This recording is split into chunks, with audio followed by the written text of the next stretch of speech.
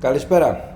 Mercedes C180, 1600 κυβικά, μοντέλο του 15, 156 ύπους, αυτόματο, συριακό κυβότιο, έκδοση exclusive με Avantgarde εξοπλισμό εσωτερικό.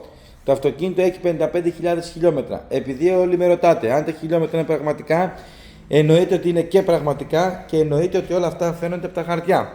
Πρώτον, από το ιστορικό σέρβις του αυτοκινήτου, από το κταίο το πρώτο που ήρθε από τη Γερμανία το 18 είχε 14.000 χιλιόμετρα και από τα κταίο τα υπόλοιπα που έχει κάνει στην Ελλάδα. Ιστορικό σέρβις και κταίο, όλα φαίνονται σωστά με τα χιλιόμετρα.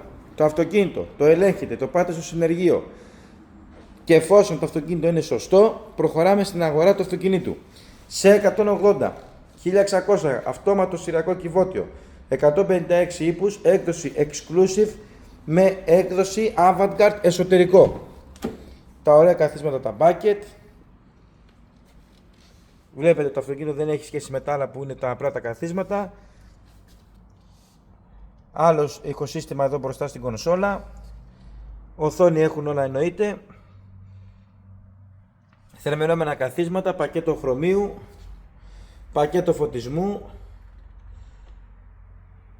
Το αυτοκίνητο το βλέπετε, το ελέγχετε και επί τόπου κάνουμε την αγορά. 25.000 ευρώ, τελική τιμή, όλα πληρωμένα.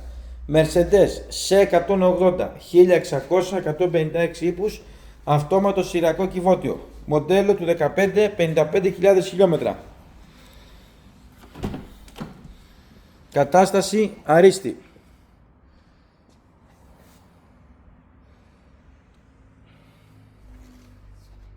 Σε 180.